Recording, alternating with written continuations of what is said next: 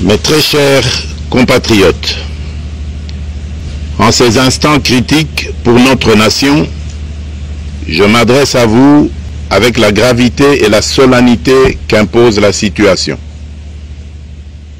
L'Est de notre pays, en particulier les provinces du Nord Kivu, du Sud Kivu et de l'Ituri, fait face à une aggravation sans précédent de la situation sécuritaire. Les forces de défense du Rwanda, en soutien de leurs marionnettes du M23, poursuivent leur entreprise terroriste sur notre territoire, semant la terreur et la désolation parmi nos populations.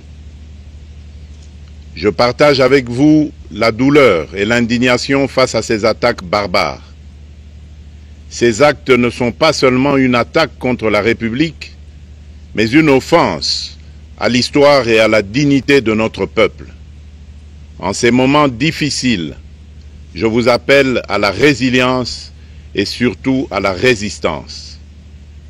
Face à cette situation, permettez-moi de vous rassurer. Une riposte vigoureuse et coordonnée contre ces terroristes et leurs parrains est en cours.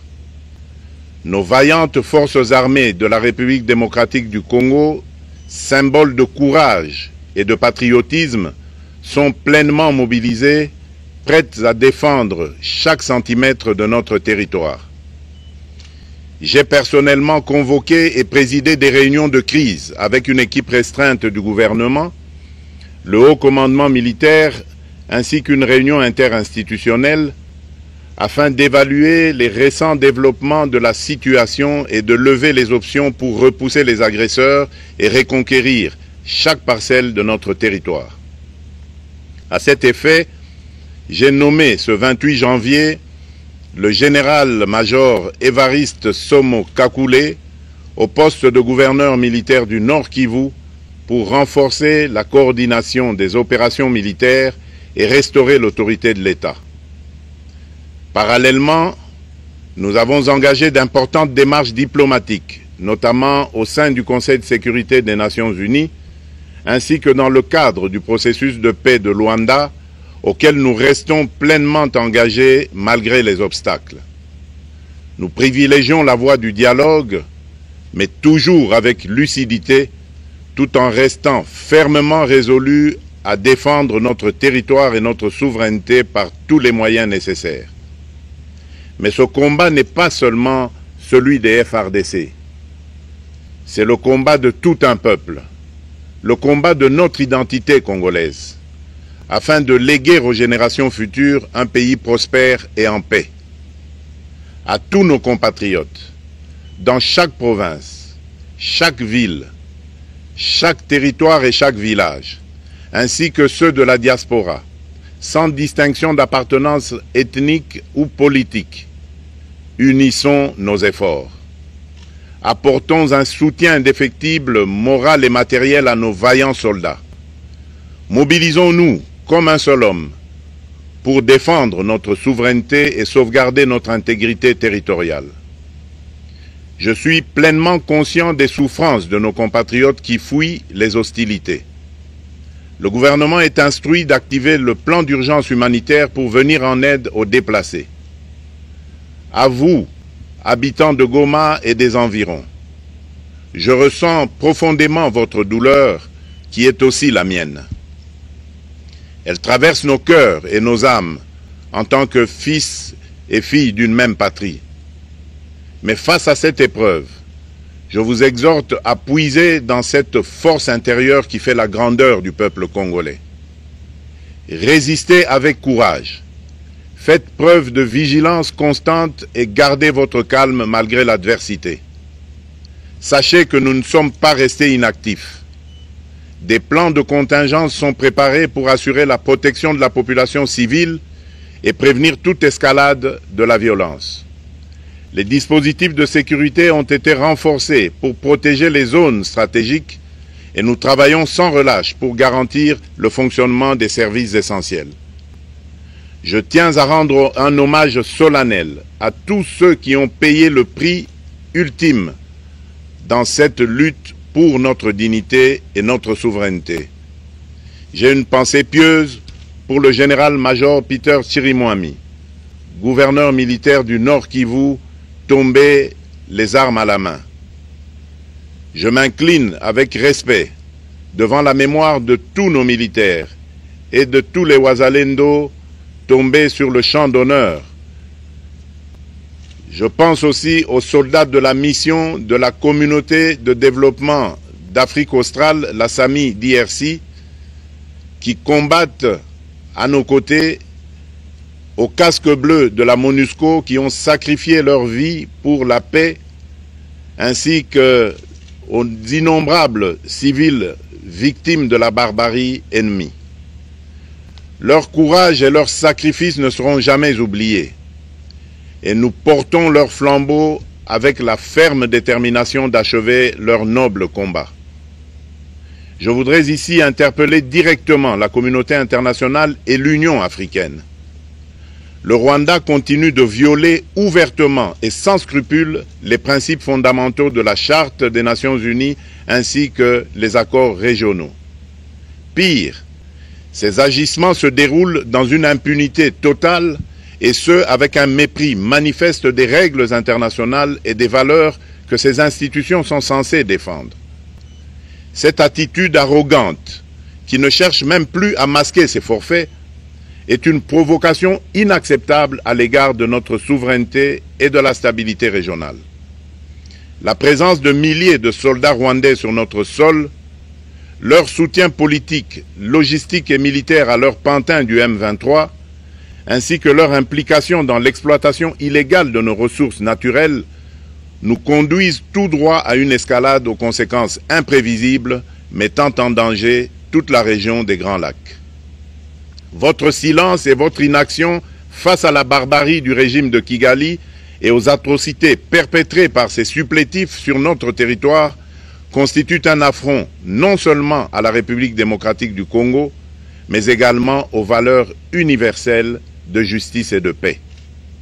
Le peuple congolais prend acte de cette passivité qui frôle la complicité. Soyez sûrs d'une chose, la République démocratique du Congo ne se laissera pas humilier ni écraser. Nous nous battrons et nous triompherons. Congolaises et Congolais, l'heure est certainement grave, mais notre détermination est encore plus inébranlable.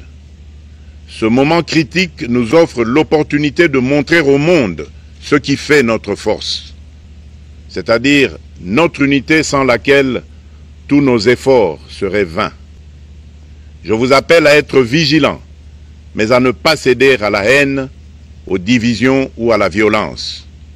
Je condamne avec la plus grande fermeté les actes de vandalisme et de pillage qui ont visé certaines missions diplomatiques accréditées en République démocratique du Congo, ainsi que des intérêts privés dans la ville de Kinshasa.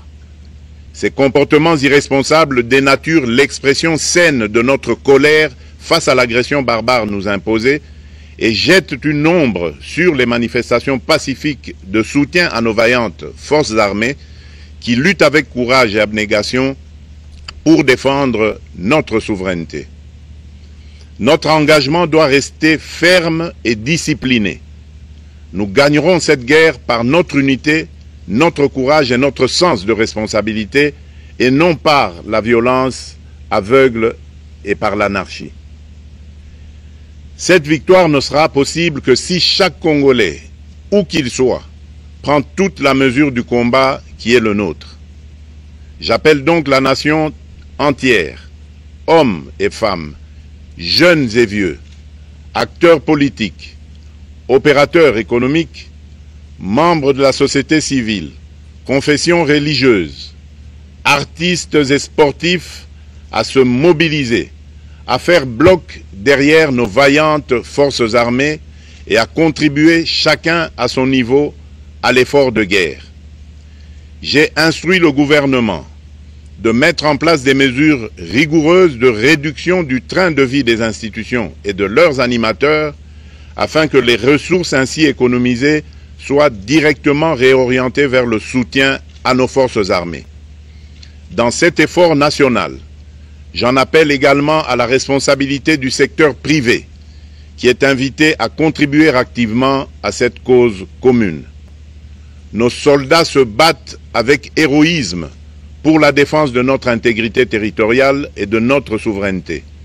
Ils ont besoin de notre soutien total, qu'il soit moral, matériel ou logistique. À la jeunesse congolaise, pilier et espoir de notre nation, je vous exhorte à répondre massivement à l'appel de la patrie. Le moment est venu de vous lever, de mettre votre énergie et votre créativité au service de la nation. Nous devons renforcer nos rangs et chaque jeune Congolais prêt à défendre son pays a une place au sein de nos forces armées. Enrôlez-vous massivement dans l'armée. Vous êtes le fer de lance de notre projet et votre mobilisation est déterminante pour la victoire finale. Aux braves populations du Nord Kivu, du Sud Kivu et de l'Ituri, vous êtes le symbole de la résilience congolaise, une source d'inspiration pour toute la nation. Vous n'êtes pas seuls dans cette épreuve. La République tout entière se tient à vos côtés, unis dans l'espoir et la lutte. Ensemble, nous ferons face et surmonterons cette épreuve. À nos vaillantes forces armées et aux vaillants patriotes Wazalendo, véritables sentinelles de la souveraineté nationale, je rends un hommage appuyé et vous exprime au nom de toute la République notre reconnaissance infinie et notre fierté inébranlable. Votre bravoure, votre discipline et votre engagement sans faille inspirent et mobilisent tout un peuple déterminé à défendre son territoire. Sachez-le, la République ne vous abandonnera jamais. Votre combat est le nôtre et vos sacrifices ne seront jamais oubliés. Vous incarnez l'honneur de la nation congolaise. À tous mes compatriotes d'ici et de la diaspora, la République démocratique du Congo ne pliera pas. La République démocratique du Congo ne reculera pas. Je ne vous abandonnerai jamais. J'en fais ici le serment. Le soleil n'a pas cessé de briller sur notre patrie. Ensemble, main dans la main, nous surmonterons cette tempête et nous ouvrirons une ère nouvelle de paix et de prospérité pour les générations futures. Que Dieu bénisse la République démocratique du Congo et son peuple. Je vous remercie.